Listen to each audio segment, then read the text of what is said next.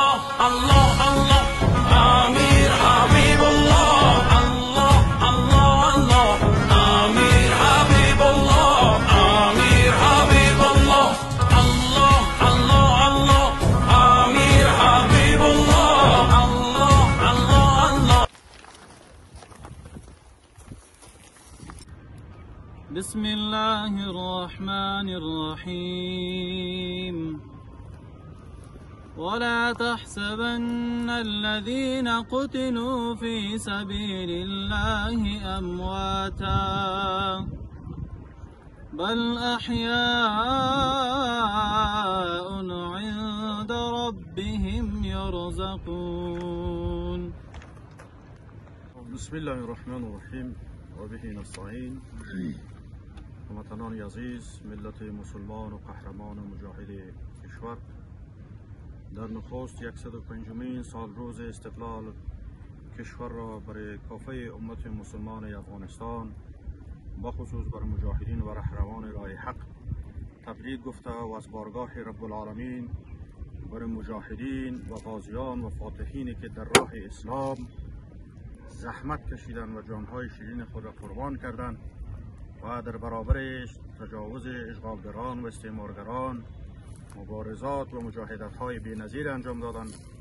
روح پرفتوح تمام غازیان و فاتحین و مجاهدینی که در این راه حق قربانی دادند، شاد باشه الله سبحانه و تعالی درجات عالی را جنت الفردوس نصیبشان کنه.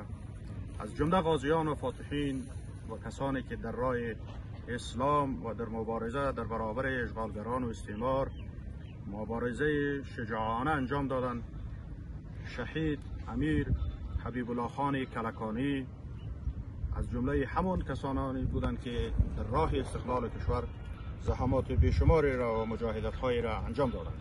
متاسفانه مردمان متعصب، مردمان جاهل، افراد بیدین قضاوت‌های نادرستی در قبال مجاهدین می‌کند. پاسخگوی نزد الله سبحانه و تعالی است. استقلال کشور ثمره از مجاهدت‌های مجاهدین راه حق از جمله قاضی وزیر اکبر خان، از جمله نایب غلام نبی خان لوگری، غلام مشکلم خان لوگری، قاضی میر مسجدی خان کوهستانی، قاضی میر بچه خان کوهدامنی و همینطور دیگر کسان و مسلمانانی بودند که از او جمله افتخار ما هم داریم. خانواده ما که جد بزرگ ما سپهسالار غلام حیدرخان پنجشیری از نخستین کسانی بودند که در دهمزنگ کابل بر علیه قوای استعمار جهاد و مبارزه و قیام کردند. مسئولیت ایمانی و وجدانی هر مسلمان است، بخصوص مردم افغانستان است که از دین و از خاک وطن، از خاک اسلام دفاع کنند. همینطور که اجداد گذشته ما با مسئولیت ایمانی و وجدانی خود از خاک وطن و از اسلام دفاع کردند، ما هم به عنوان یک سرباز اسلام و مجاهد امارت اسلامی افتخار امیر داریم که در برابر استعمارگران و